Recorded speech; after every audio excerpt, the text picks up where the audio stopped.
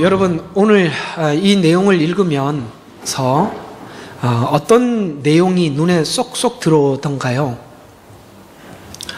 우리는 이런 내용이 들어올 수 있습니다. 죽은 자가 살아났구나. 소경이 눈을 떴구나. 혈우병 앓던 여인이 치료받았구나. 이렇게 보시면 이 내용의 한 10%밖에 못 본 거지요.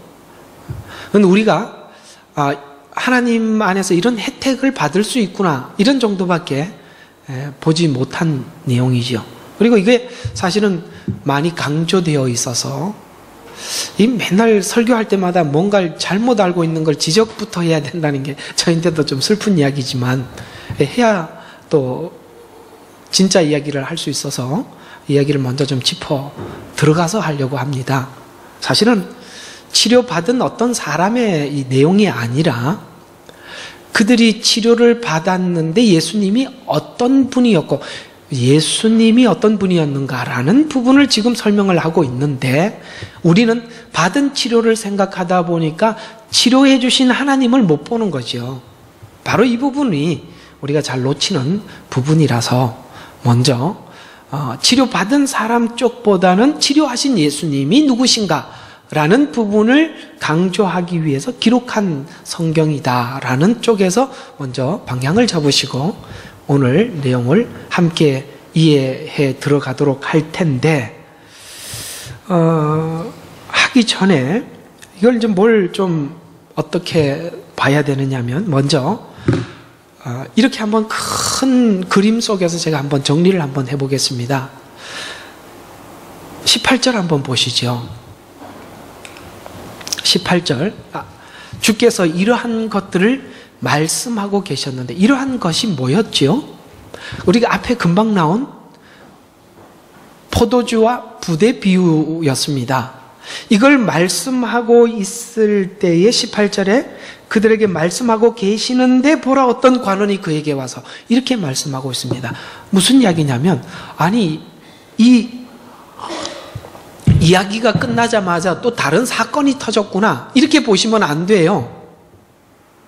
이 내용을 성경은, 이걸 기록한 저자는 연결하고 있다는 걸 놓치면 안 됩니다. 이해가 가세요? 있었는데 이런 일이 생겼다, 이렇게 사건이 따로 이렇게 구분되는 것이 아니라, 이 글을 적은 저자는 앞에 포도주 비유와 오늘 뒤에 있는 이야기를 연결하고 있다는 거예요. 자, 어떻게 연결이 되고 있냐면, 봐요. 주님이 뭘 원하셨다고요? 이걸 놓치면 안 돼요. 주님이 뭘 원하셨어요? 우리 저번 주에, 나는 제사를 원치 않고 자비를 원한다. 자비는 일방적으로 받는 사람이 그러니까 자비를 가진 자가 자비를 받아야 할 자에게 무조건 주는 은혜거든요. 이해가 가세요? 다시. 자, 나는 제사를 원치 않는다는 말은, 제사가 어떻게 변질됐다고요? 하나님, 내가 제사했으니까 제사한 만큼 보답해 주세요라고 바뀌었다 그랬죠. 조건으로 바뀌었다 그랬죠. 그건 하나님이 원치 않고 뭘 원하신다고 하셨냐면, 나는 자비를 원한다고 했습니다. 자비란 받아야 할 대상이 받고 난 뒤에도 받았음에도 불구하고 자비를 베푼 자에게 아무것도 되돌려 줄 수 없는 것을 자비라고 표현하는 것입니다. 이걸 에베소서에서는 다른 말로 선물이라는 말로 표현을 했어요. 뇌물과 선물의 차이가 뭐죠? 뇌물은 조건이고 선물은 일방적이죠.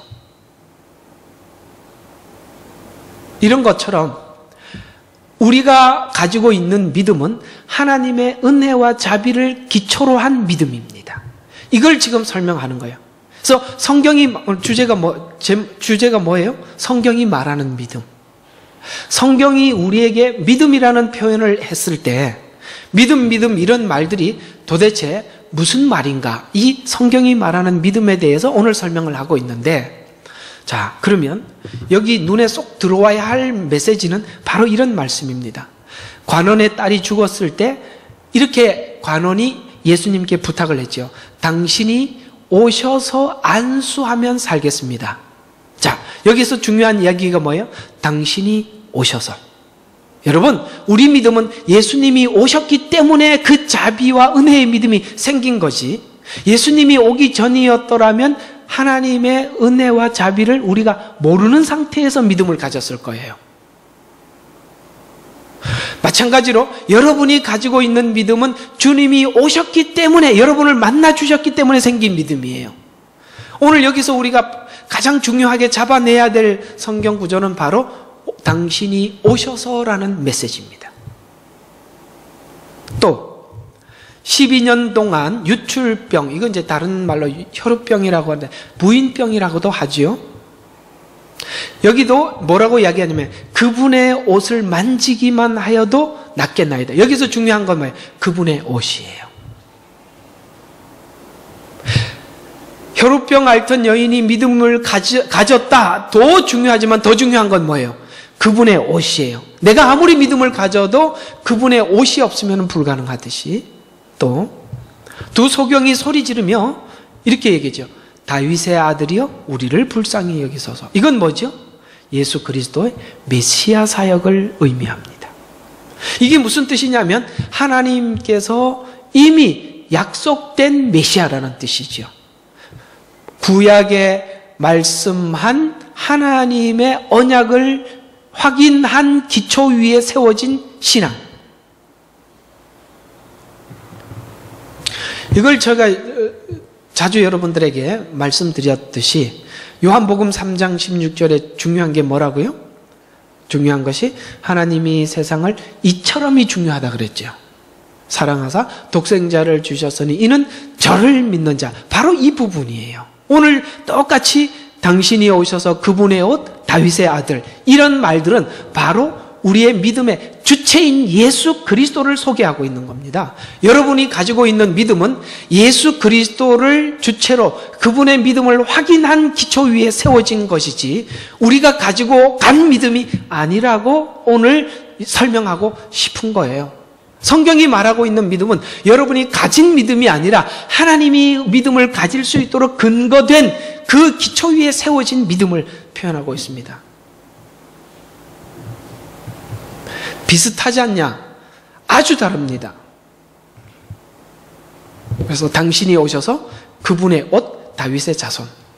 근데 이거 혹시나 잊어버리고 끝나면 제가 말 안 할까 싶어서, 혹시나 잊어버릴까 싶어서 생각난 김에 요건 조금 다른 이야기지만 이 질병이 의미하는 게 뭔지 조금 설명하고 넘어가겠습니다.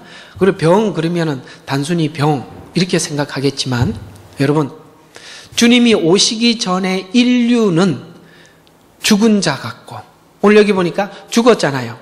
죽은 자 같고, 뭐 같아요? 그러니까 소경 같고, 혈우증이라는 말은 피가 계속 흐른다는 얘기인데 죽음을 향해 가고 있는 사람이라는 뜻입니다. 피가 계속 흐른다는 뜻은. 그러면 예수님 오기 전에 우리의 상태는 어땠느냐? 소경이었다. 또 뭐예요? 그래서 우리는 죽은 자였다. 내가 소경이라는 말의 뜻은 우리가 단순히 못 보는 소경 정도가 아니라 죽은 자인데도 죽은 것을 알지 못하는 소경이에요. 유출병, 혈우병 여인처럼 지금 피가 계속 흐르는 것처럼 죽어가고 있는데도 죽어가고 있는 걸 모르고 있는, 또 죽은, 그리고 자기의 죽음을 확인도 하지 못한 이런 이야기입니다. 이런 질병과 같이 영적으로 이렇게 된 상태인 우리들을 눈을 뜨게 하시고 죽은 자를 살리시고 혈우병을 멈추게 하신 그리스도의 십자가의 은혜가 무엇인가를 아는 믿음, 그 위에 우리의 믿음이 세워져야 함을 오늘 성경은 설명하고 싶은 겁니다. 그래서 오늘 이 강조점은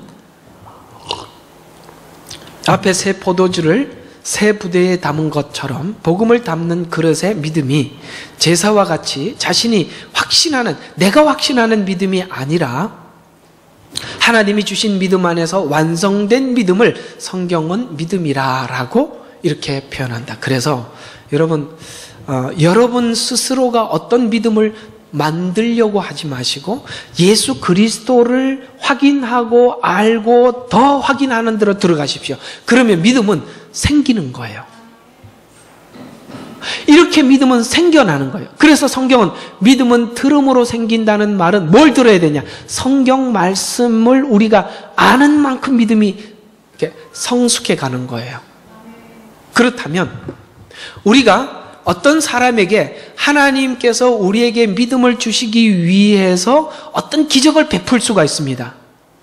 그건 그가 가지고 있는 기적을 베푼 것을 본 그 자체가 모든 믿음의 전부가 아니라 그 기적을 통해서 하나님은 성경 안으로 성경이 말하고 있는 믿음 안으로 우리를 초청하는 거예요. 초청하는 믿음이지 그것이 믿음이 아니에요.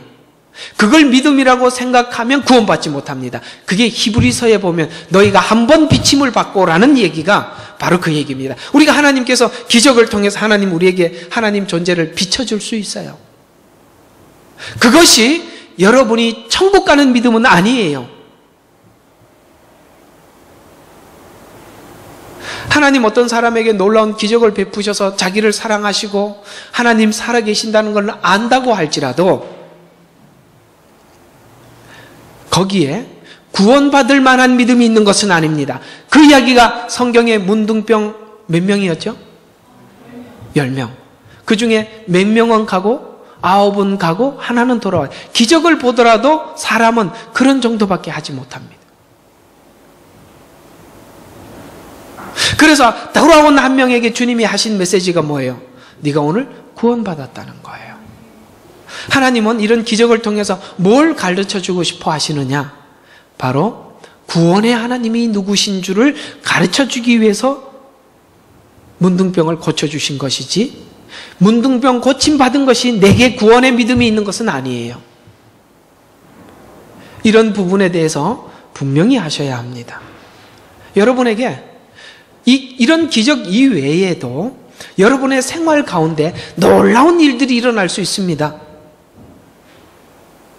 그러나 그것이 내가 믿음이 있다라고 생각하시면 안 됩니다. 그 믿음과 성경이 말하고 있는 믿음은 다릅니다. 바울이 가지고 있는 믿음이 어떤 믿음이었을까요?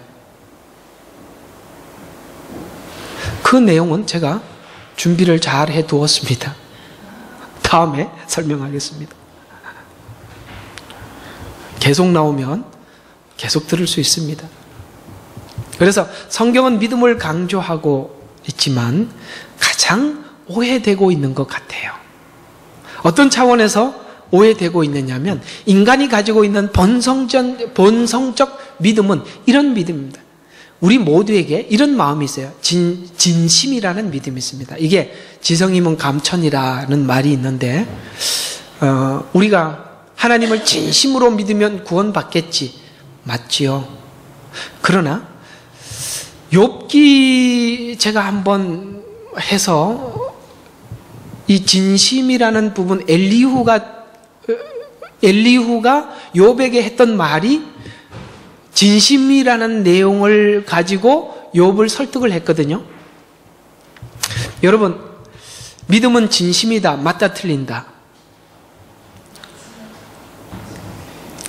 아니라고 말하기가 참 곤란하죠. 믿음은 진심이 맞는데 그 진심은 이런 거예요. 진심은 내 혼자 거예요.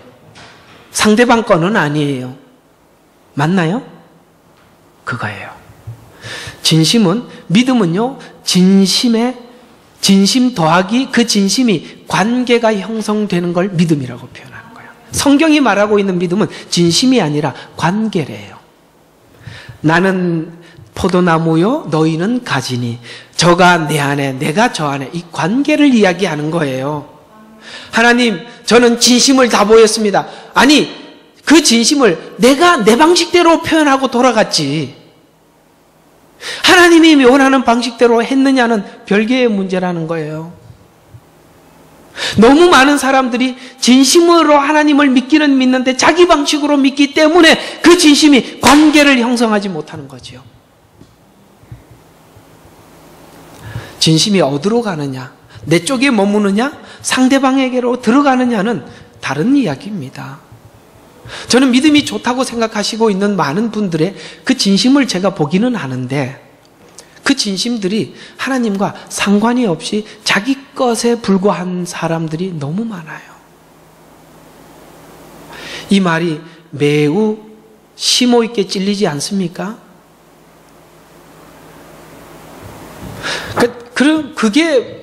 그걸 내가 복음이라고 하는 거예요.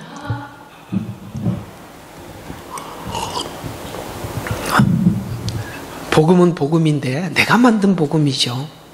그거는 주님이 말씀하신 복음과 관련이 없을 수 있어요. 지성이면 감천이다. 이게 믿음은 아닙니다. 물론 그 십자가 앞에 진실하게 반응하는 것 중요합니다. 그러나 그 반응이 내가 내 뜻대로 하는 것이 아니라 성경이 말하는 대로 반응하는 거지요.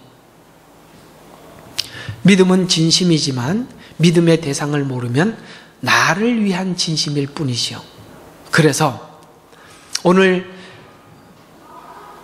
이들은 진심으로 자기가 가지고 있는 믿음을 하나님 앞에 이렇게 표현합니다. 하나님, 저는 믿음이 있습니다. 그러니 이 문제를 해결해 주십시오라고 하지 않고, 저는 하나님이 그렇게 하시는 분인 줄로 믿습니다. 그러니 오셔서 안수해 주십시오. 아시겠습니까?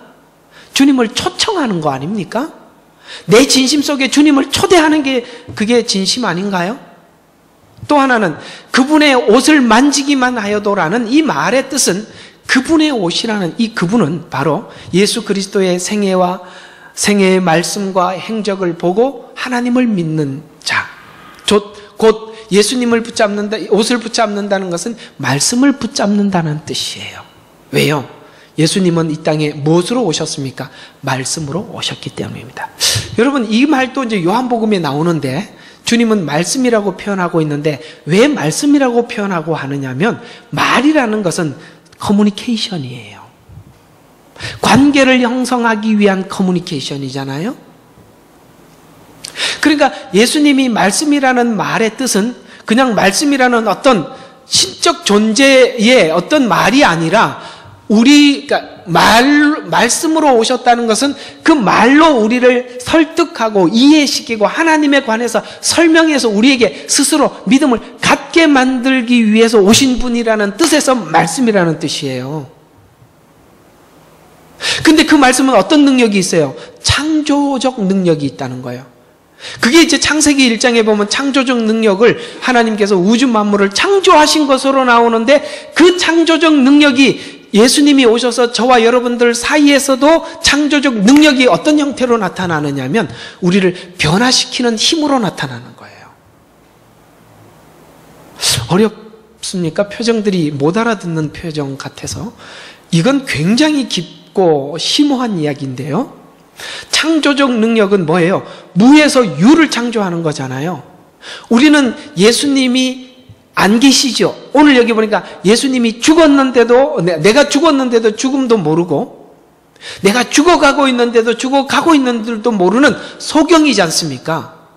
그러니까 무와 같은 상태인 우리들을 주님이 찾아오셔서 우리 눈을 뜨게 하고, 흐르는 피를 멈추게 하고, 죽은 자를 살리는 것과 같이 새 생명을 불어넣어서 변화된 새 사람을 만드는 창조적 능력을 하나님께서는 이 땅에 예수 그리스도를 통해서 이루어내시겠다는 거예요. 여러분에게.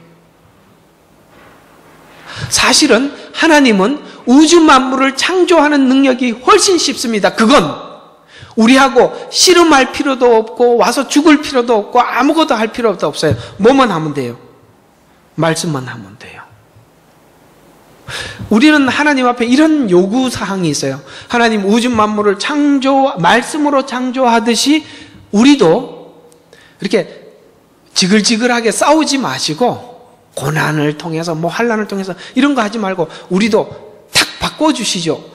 우리 인간은요, 그렇게 탁 바꿔지는 인간이 아니라서 창세기 1장에 있는 우주 만물을 창조하듯이 우리가 그렇게 창조되지 않기 때문에 오셔서 십자가에 죽으시는 사건을 통해서 하나님이 우리에게 무엇을 하셨는지, 우리가 어떻게 십자가에 죽어야 하는지, 어떻게 다시 살 수 있는지를 주님이 십자가에 죽으시고 부활하시는 이런 사건들을 통해서 우리에게 똑같이 그 길을 걸어오라고 본을 보이시고 따라오라고 하신 거예요. 그래야 우리는 하나님 안에서 새로운 창조의 능력이 우리 속에 나타나는 거죠.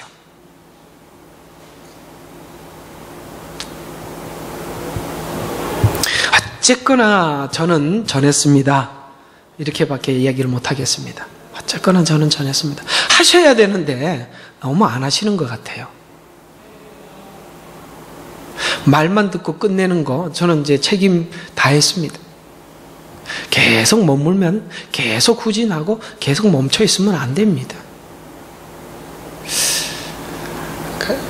듣는 게 무서운 게 뭔 줄 아십니까? 알기 때문에 무서운 거예요.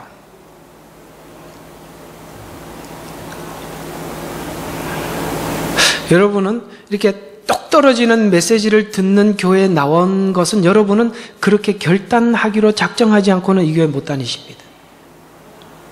하셔야 합니다. 계속 미루는 건 하나님께서는 더 이상 그게 계속 미뤄지지는 않습니다. 하나님은 끝까지 참으시지는 않습니다. 오래 참으시지 끝까지는 안 참으세요. 오래 참는 거하고 끝까지 참는 게 뭘까요? 끝까지 참는 건요, 끝까지 참는 거는 우리가 죽을 때까지 하나님이 참아주시는 거예요. 오래 참는 건요, 참는 한계가 어디 있는 거예요. 여러분, 믿음이 좋아진다는 것은 이런 거라고 생각해요. 오늘 이야기 좀 잘 기억해 주시기 바랍니다. 믿음이 좋아진다는 것은 여러분의 상식적인 삶이 바뀌는 거예요. 상식에서 딱 그 상식적인 사고가 서로 통하는 거예요. 믿음이 좋아지면 최소한의 상식적인 태도를 취하는 거예요. 안 그렇습니까? 상식과 믿음은 별개인가요? 그러면 삶과 믿음은 다른 겁니다.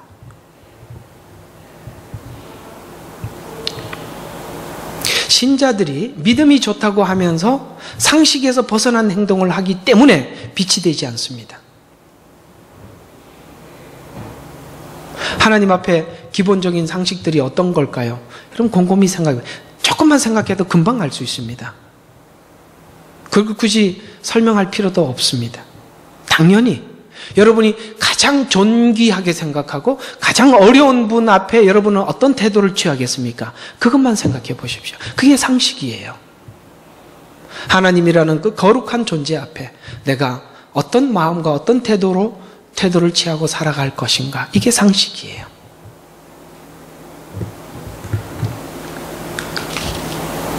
자, 이 내용의 종합적인 의미를 마가복음 9장 14절과 21절에서 이렇게 한번 풀어보도록 하겠습니다. 오늘 이야기들을 전체적으로 이렇게 한번 정리를 해볼게요. 마가복음 9장 20절과 23절에 이렇게 말씀하고 있습니다. 너희가 믿지 않기 때문이라 진실로 내가 너희에게 말하노니 너희에게 겨자씨 한 알만한 믿음이 있다면 너희가 이 산을 말하여 여기서 저리로 옮기라 하면 옮겨질 것이요 또 너희에게 불가능한 일이 전혀 없을 것이니라. 23절에 아버지가 치료해 주시기를 원할 때 내가 믿을 수만 있다면 믿는 사람에게 이 모든 것이 가능하니라고 하시니, 자, 이 내용이 이제 마가복음 9장 29절의 끝에 이렇게 끝이 나는데요. 이런 종류는 기도와 금식에 의하지 않고는 아무것도 내보낼 수 없다. 자, 이건 이제 왜 이걸 집어넣었냐면 이런 이야기입니다.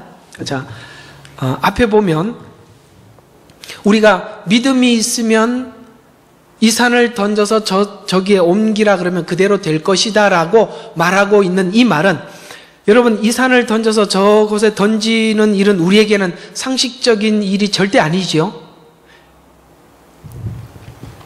자, 그러면 죽은 자가 살아나고 그 다음에 지금 소경이 눈을 뜨고 이런 일들도 전부 다 상식적인 일은 아니고 기적적인 일입니다.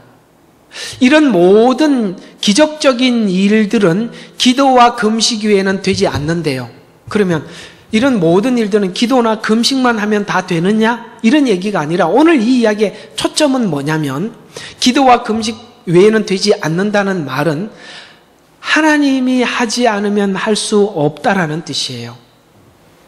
기도를 했는데 기도를 한 것이 응답을 받았다는 것은 내가 했다는 게 아니라는 뜻이잖아요. 하나님 앞에 금식을 했는데 이 일이 이루어졌다는 것은 내가 했다는 뜻이 아니잖아요. 바로 그런 이야기예요. 그 기도와 금식은 기도해야 일이 돼라는 이런 단순한 설명이 아니라 하나님이 개입하지 않으면 불가능하다라는 뜻이에요. 마찬가지로 여러분과 제 속에 있는 믿음이 생기는 것은 있을 수 없는 일이 생긴 거예요. 여러분과 제가 믿음이 생겼다는 그 자체는 마치 이 산이 던져서 저곳에 던져 옮기우라 한 것과 같은 일이 일어난 일이라 이 말이에요. 우리에게 믿음이 생긴 건 아닌가요? 여러분, 믿음이 생길 수 있는 사람이라고 생각하십니까? 어떻게 창세기 1장 1절을 믿을 수 있어요? 우리 이성으로는 도저히 이해할 수 없는 이야기잖아요. 근데 여러분은 믿지 않습니까? 이건 뭐죠? 여러분에게 놀라운 기적이 일어난 것입니다.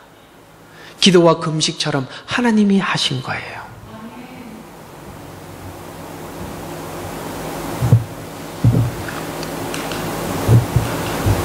따라서 믿음에 대해서 오해하고 있는 말 중에 내게 능력 주시는 자 안에서 모든 것을 할 수 있다.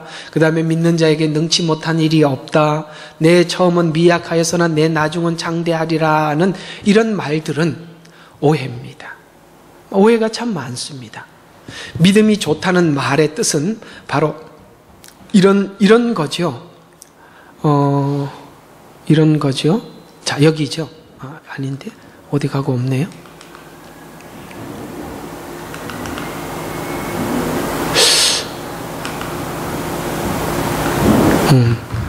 안 적었네요.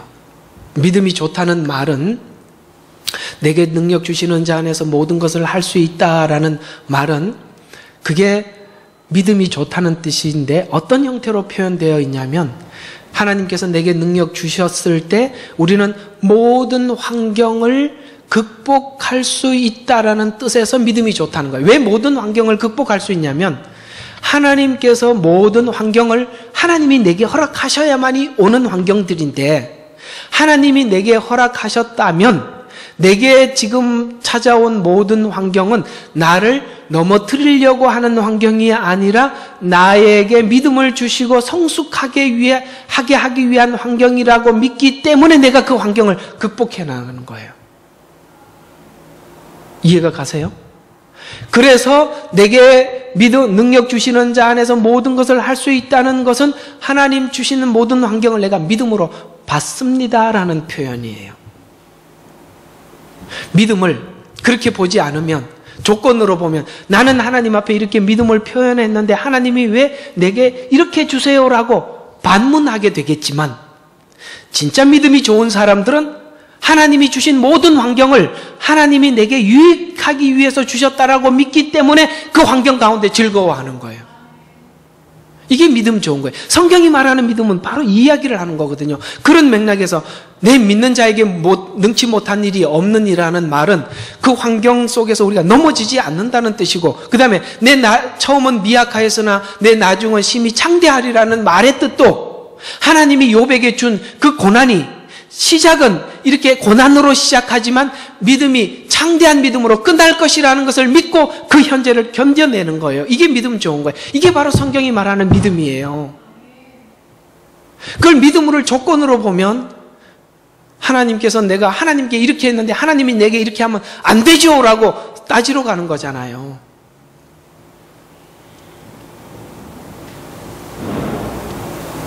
예를 들어서 하나님, 오늘 죽은 이 소녀가 하나님이 살려주실 줄로 믿습니다 라고 했는데 하나님이 안 살려도 감사합니다 라고 표현할 줄 아는 거, 그게 진짜 믿음 아닌가요? 저는 이렇게 생각해요. 우리가 정말 해결할 수 없는 일이 내 앞에 닥쳐서 하나님 앞에 금식하고 기도하고 그렇게 했는데도 하나님이 안 해주셨음에도 불구하고 하나님 감사합니다 라고, 그게 그냥 입으로 감사가 아니라 진심으로 감사할 수 있는 사람이 진짜 더 믿음이 좋다고 생각합니다. 해결받은 사람보다. 누구는 해결해 줘서 하나님의 은혜를 입게 하시고, 누구는 그걸 견뎌서 이겨내게 하는 사람이 있는데, 여러분, 만약에 여러분 자식 중에 얘는 안 해줘도 잘 견딜래고 얘는 안 해주면 안 되는 애면 사실은 누가 더 믿는 자식이죠? 그걸 뭐 질문이라고 하십니까? 이렇게 묻겠죠. 견디는 자식이 훨씬 훌륭한 자식이죠. 여러분 있잖아요. 저는 여러분들에게 찾아온 어떤 어려움들을 하나님이 극복하게 하시지 않고 계속 둘 때 여러분들이 극복하고 이기는 걸 보고 저는 참 속으로 기쁩니다. 그걸 견뎌내는구나. 하나님도 그런 마음이 아닐까요?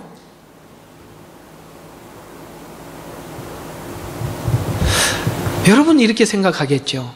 하나님, 저는 그걸 견딜 만한 사람이 아닌데 왜 이걸 계속 두시죠? 라고 하겠지요. 그건 여러분 생각일 수 있습니다.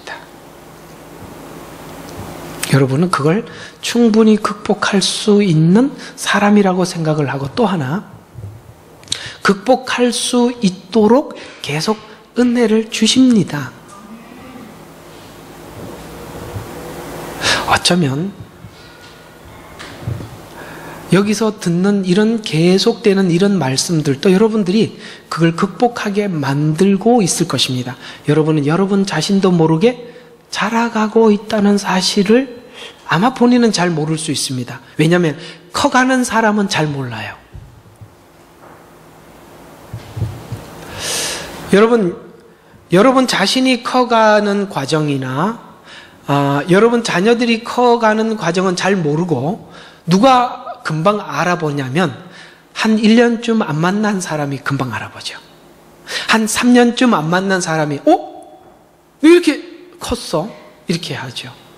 저도 그러니까 좀 초등학교, 중학교 다닐 때 본 친척, 우리 조카들을 너무 오랜만에 7, 8년 이렇게 보니까 난 누군지 몰랐는데, 걔가 나를 못 알아주면 절대 저는 모르겠더라고요. 그러니까 이렇게 자라가는 거죠. 커가는 본인은 잘 몰라요.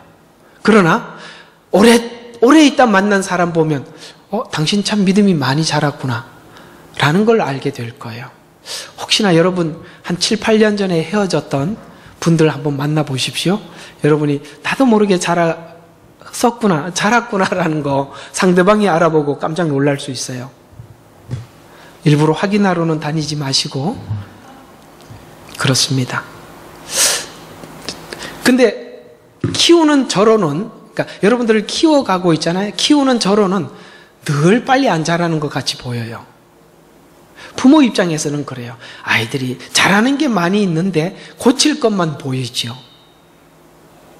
실상은 많이 자라 있는데 해야 될 일만 보여서 아마 여러분들에게 더 많이 이런 얘기를 하고 있지 않나라는 생각도 듭니다만, 사실은 여러분에게 귀한 게 많이 있습니다. 갑자기 칭찬 한번 하려고 한 게 아니라 사실입니다. 좋은 게 많이 있는데 좀 더 욕심이겠죠. 더 잘하기를 바라는 마음이라고 생각을 합니다. 따라서 이 본문의 기도를 통해서 성경이 말하는 믿음이 무엇인지를 잘 설명해 주고 있는데, 순수한 마음으로 믿기만 하면 된다는 것이 아니라 우리가 어찌할 수 없어서 금식과 기도 많이 기도와 금식이 할 수 없다는 말인데, 이 말은 기도가 방법과 수단이 아니라 기도란 나에게 필요한 결과를 만들어낼 수가 없어서 하나님께 도움을 구한다는 뜻에서 기도라고 말하고 있고, 믿음은 하나님으로부터 하나님만이 주시는 것인데 하나님 안에서 얻는 것입니다. 바로 여러분은 이런 믿음을 가지고 계신 것입니다. 하나님이 만들어 주신 믿음이에요. 자, 아브라함 이야기를 한번 잠깐 해볼게요. 저는 이 사람들이 아브라함이 모리아산에서 이삭을 드린 사건에 대해서만 너무 이렇게 믿음이 좋은 아브라함 이렇게 생각을 하는데 저는 그렇게 생각하지 않습니다. 그러니까 이렇게 보는 것과 이렇게 보는 건 아주 달라요. 참 믿음 좋은 아브라함 이렇게 보는 것과 저는 믿음 좋은 아브라함을 보지 않습니다. 뭘 보느냐면 어떻게 해서 하나님이 아브라함에게 저 믿음을 주셨을까 쪽에서 저는 궁금하거든요. 갈대아 우르에서 하나님도 모르던 그가 어떻게 하나님께서 이삭을 바치라고 했을 때 하나님께 2번 묻지 않고 하나님 앞에 모리아산에 이삭을 바칠 수 있는 믿음을 하나님이 무엇 때문에 어떻게 주셨을까? 우리는 너무 아브라함을 칭찬해 두었다고요. 아니에요. 하나님이 그 없는 믿음에 믿음을 주신 거예요. 그러니까 결과론적인 아브라함을 보니까 자꾸 우리는 하나님 앞에 이런 걸 요구하는 거예요. 여러분, 아브라함처럼 이삭을 바쳐보세요. 하나님은 이삭을 받지 않고 살려줄 뿐만 아니라 당신들을 위해서 준비한 걸 가져갈 수 있어요. 이런 식으로 거짓말을 했다고요. 그건 거짓말이죠. 아니에요. 어떻게 하나님께서는 그렇게 말도 안 되는 요구 앞에 아브라함은 네 하고 순종할 수 있었을까? 도대체 하나님은 아브라함에게 무슨 일을 했을까? 이렇게 보셔야죠. 이게 바로 정상적으로 성경을 보는 눈이 아닙니까? 그럼 아브라함이 한 일이 뭘까? 짤막하게 소개를 하면 아브라함은 가는 곳마다 하나님께 단을 쌓았다. 이게 뭘까요? 단을 쌓았다는 것은 여호와의 이름을 불렀더라, 여호와의 이름을 불렀더라 이런 말들이 계속 등장하거든요. 그게 예배하는 삶, 기도하는 삶이에요. 하나님께서 어디로 인도하시든지 그곳에서 여상히 하나님 앞에 예배하고 여상히 하나님의 이름을 부르고 여호와의 이름을 불렀던 거예요. 그리고 아브라함은 정말 여러 번 실패합니다. 그러나 그 실패 속에서 하나님이 개입하셔서 그 믿음을 실패를 믿음을 성숙하는 기회로 만들어 주셨어요. 하나님께서는 우리가 실패하는 것에 대해서 야단치는 분이 아니에요. 늘 믿음에 성공하라고 하지 않았습니다. 그건 한 달란트 받은 사람과 동일한 사람이에요. 하나님 앞에 똑바로 해야지, 잘해야지. 이건요, 한 달란트 받은 사람, 한 달란트 받은 사람 주님 오셨을 때 뭐라고 말씀하셨죠? 나 너 모른다고 말씀하셨습니다. 여러분, 신앙생활은 똑바로 하고 잘하는 게 신앙생활이 아니라 주님과의 관계가 형성되어 있느냐, 끊어져 있느냐를 확인하셔야죠. 한 달란트 받은 사람은 끊어진 상태에서 내가 잘해야 된다고만 생각했을 뿐이지 그는 하나님과 아무런 관련이 없었어요. 그는 그야말로 게으른 종이었습니다. 자기를 하나님 앞에 성찰하지 않았습니다. 똑바로 해야지, 잘해야지 하면 가식밖에 할 게 없습니다. 자기를 바꿀 수 없어요. 율법적인 신앙은 하루만 두면 과거로 바로 돌아가는 거예요. 하루만 놔두면 옛날 생활로 바로 돌아가는 게 율법적 신앙생활의 특징이에요. 한국에서 신앙생활 잘하고 있던 성도들, 혹 군대 가기 전에 신앙생활 잘했던 성도들이 군대 가면 이상한 일이 벌어져요. 가보니까 그래요. 교회에 잘 다니고 있던 친구들이 교회를 안 다녀요. 아버지가 집사고 권사고 목사인데도 교회를 안 나가요. 이상한 일이 생겨요. 그런데 놀랍게도 군대 가보면 교회 열심히 찾아가는 친구들은 교회를 한 번도 안 가본 친구들이에요. 무슨 일인가? 처음에 저도 굉장히 놀랐어요. 무슨 일일까? 너무나도 율법적인 신앙생활을 해온 거예요. 이제는 자유를 얻었잖아요. 목사님 시선에서, 부모 시선에서 이제는 아무도 보질 않아요. 그러니까 새로운 세계, 자기를 컨트롤할 수 있는 사람들이, 야단칠 수 있는 사람이 없는 그곳에는 자기가 아이고 살았네, 이제는 교회 안 가도 되겠네, 그리고 아무도 안 가는 거예요. 놀랍게도 예수 안 믿던 애들은 힘드니까 교회를 가는데, 교회 가보면 이런 이상한 회개한 일들이 군대 가면 일어나고, 아마 여기 워홀 온 친구들도 그런 회개한 일들이 많이 일어나는 이유는 이상한 일이 아니라 그들의 신앙이 속에 다듬어진 깊어진 신앙이 아니라 너무나도 율법적인 신앙생활이었기 때문에 당연히 나타나는 거예요. 이게 여러분에게 안 나타난다고 누가 보장하겠냐 이 말이에요. 속에 예수가 없는데.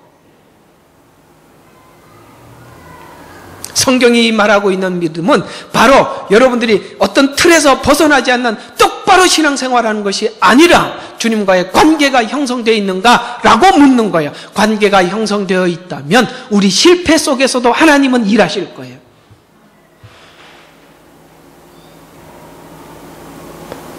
아브라함은 여러 번 실패를 거듭했지만 그 실패를 거듭한 상황 속에 하나님을 붙잡았고 하나님과의 관계를 멀리하지 않았기에 그는 또다시 실패를 통해서 하나님은 더 성숙하는 기회로 하나님이 이렇게 만드셨답니다.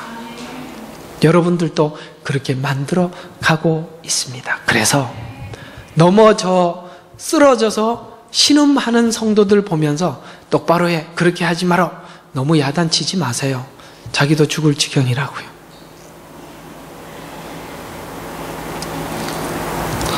여러분끼리는 격려하시고 야단은 저만 치면 돼요. 여러분끼리는 격려해 주라고. 오늘 이 시간에도 충분히 가슴 아프다고요. 그렇죠? 예, 알겠습니다. 이 시간도 충분히 마음 아프다고.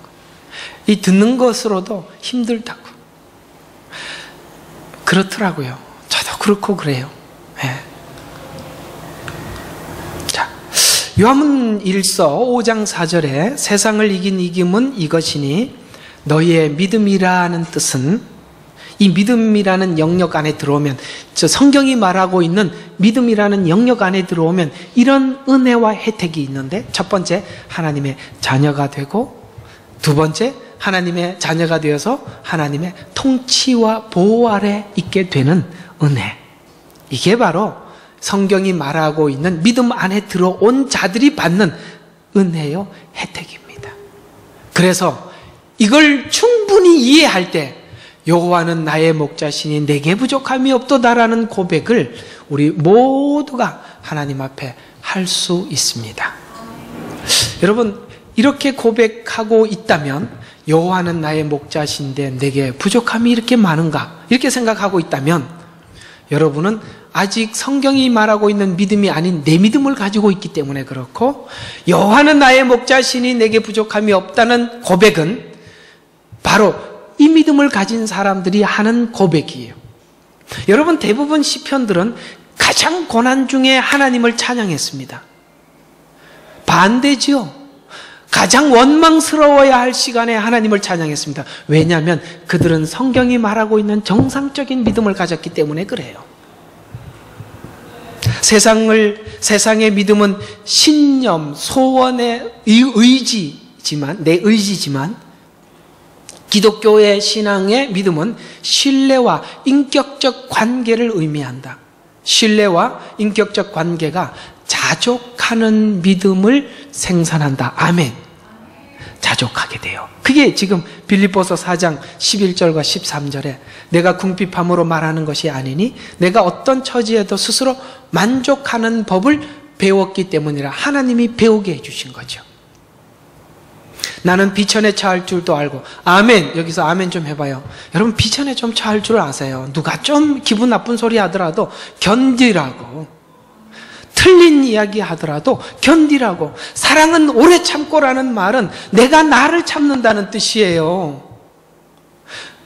아시겠어요? 제일 참기 힘든 게 남이 아니라 내가 나를 못 참아서, 그러면 병밖에 올 게 없습니다. 넘어서세요. 궁핍하는 법을 배우세요. 비천에 처할 줄도 아세요. 또 그 다음에 모든 처지와 모든 일에 있어서 나는 배부름과 배고픔과 풍부와 궁핍함을 다 배웠노라. 여기 있는 말이 나는 믿었노라 이렇게 표현하지 않고 뭐라고? 배우는 거예요. 배우는 거. 그러면 선생이 있어야 배울 거 아는 거예요. 하나님이 그걸 가르쳐 주신대요. 배웁시다. 그리스도를 통하여 내가 모든 것을 할 수 있느니라. 배웠노라. 내게 능력 주시는 자. 그리스도를 통하여 내가 모든 것을 할 수 있느니라. 믿는 자에게 능치 못하니 없다라는 이런 말들은 모두가 같은 말들이에요. 내 믿음이 좋아서 이 일을 할 수 있다, 이렇게 표현하지 말라는 뜻이죠. 이 믿음을 가진 바울은 외적으로 형통하지 못했지만 마음 깊이 평안을 가지고 있었는데, 그가 가지고 있었던 외적인 고통들이 매를 39대를 5번 맞고 3번 몽둥이 맞고 1번은 돌로 3번 파선, 그 다음에 하루 밤낮을 바다에서 보냈고 강도, 그 다음에 강의 위협, 동족, 이방인, 성읍, 광야, 바다, 거짓 형제 위협받고 굶고 춥고 헐벗고 지금은 감옥에 와 있고, 여기서 하나라도 해본 적이 없죠. 우리는 거의, 그죠? 해볼 거는 다 해본 것 같아요. 선교사들이 자기가 선교지에 있었던 이야기를 해보라면 이렇게 많이 나열할 만큼은 없을 거예요. 여기서 한두 개 정도? 그런데 이렇게 많이 했는데도 바울은 내가 모든 것을 할 수 있다고 지금 빌립보 감옥에서 고백하고 있는 거예요. 무슨 뜻일까요? 그는 어떤 외부적인 요건에도 자기의 믿음은 조금도 움직이지 않는다라는 표현을 오늘 이렇게 하고 있습니다. 이게 바로 성경이 말하고 있는 믿음이에요. 그래서 성경이 말하고 있는 믿음은 극복하는 게 믿음이지 치우는 게 믿음이 아니에요. 지나가는 믿음을 이야기하고 있어요. 우리는 치워달라고 기도하죠. 안 치워주면 하나님이 치워질 수밖에 없도록 더 열심히 여러분이 할 수 있는 걸 하겠죠. 틀림없는 어떤 행동을 하려고 할 것입니다. 그럼 하나님이 뭐라고 이야기할까요? 욕심꾸러기.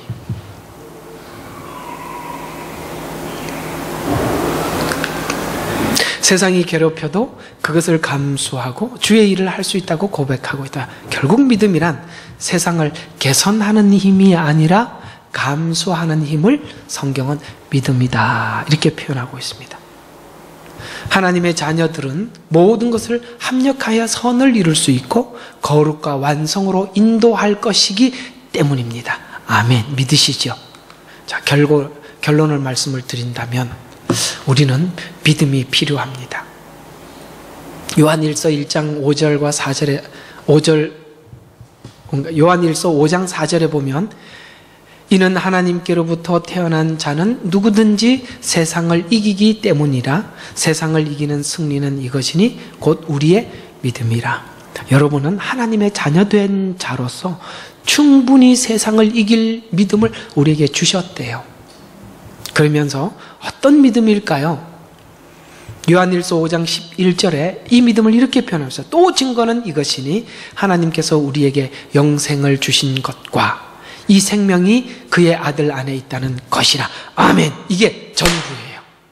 여러분의 생명이 어디 있어요? 예수 안에 있다는 것을 믿는 믿음이 전부래요. 이 믿음이 있으면 우리는 세상을 이길 수 있대요. 보세요. 성경에 있는 믿음의 사람들은 전부 다 이 믿음으로 세상을 극복해 나갔다고요. 어떻게 극복해 나갔는지 우리가 더욱더 마지막 때가 되고 종말이 될수록 이 믿음이 왜 필요한지 우리가 이 내용으로 정리를 하고 마무리해 보겠습니다. 우리는 특히 이 마지막 때 이 믿음으로 살아가야 하는데요. 히브리서 11장 33절과 38절에 있는 말씀을 요약을 해보면 그들은 믿음을 통하여 왕국을 정복하기도 하고 의를 이루기도 하고 약속을 받기도 하고 사자들의 입을 막기도 하고 불의 세력을 소멸하기도 하고 연약함 중에 강하게 되기도 하고 전쟁에서 용맹스럽게 하기도 하고 외적들을 패주기도 하며 조롱과 채찍질과 시련과 결박과 감옥, 돌로 맞고 톱으로 켜지고 시험을 당하고 칼로 살해당했으며 세상은 그들이 살만한 데가 되지 못하였으므로 그들은 광야와 산속과 동굴에 유리하였느니라. 초대 기독교인들이 이렇게 살았듯이 마지막 때 성도들이 이렇게 살아야 할 때가 올 것을 성경은 말씀하고 있는데 그들은 그걸 다 받을 수 있는 믿음을 가졌대요. 그 믿음을 마지막 때 오면 가져야 될 거요. 지금 훈련이 되고 배워야 할까요? 하나님은 지금 훈련하실 것입니다. 사랑하는 여러분, 성경이 말하는 믿음은 바로 이 믿음을 표현하고 있습니다. 이제 정리하는 마음에서 오늘 이 세 사람 나오잖아요. 죽은 자를 살려주십시오. 옷가에 대기만 하더라도 하나님이 고쳐주실 것이다. 그 다음에 하나님께서 안수하여 주시면 눈을 뜰 것이다. 이렇게 했는데, 자, 다시 한번 역으로 질문하겠습니다. 이들은 치료를 받았지만 하나님께서 여러분 소경의 눈을 띄워주지 않더라도 감사하겠습니까? 라고 이렇게 묻고 싶습니다. 오늘 우리들에게 죽은 그를 살려주지 않아도 감사하시겠습니까? 오늘 우리는 그것까지 확인한 믿음 속에 들어가 있는 자들이지 않습니까? 오늘 주님은 왜 이들을 고쳐주셨을까요? 봐요. 왜 고쳐주셨을까요? 26절. 그 명성이 온 땅에 퍼지더라. 또 몇 절이죠? 31절. 30절, 31절. 그들의 눈이 뜨이더라. 그때 예수께서 그들에게 엄히 당부하여 말씀하기를 아무도 알지 못하게 하라고 하시니라. 왜 그럴까요? 알게 해야 하잖아요. 주님이 지금 왜 이걸 막고 계시냐면, 잘 들으세요. 지금 예수님께서 십자가 지기 전이지 않습니까? 예수님 십자가 지기 전에 이런 일들이 사람들에게 전해지게 되면 사람들은 예수님께 몰려올 것인데 무엇 때문에 몰려올 걸까요? 이런 문제를 가진 사람들이 해결해달라고 몰려올 것이에요.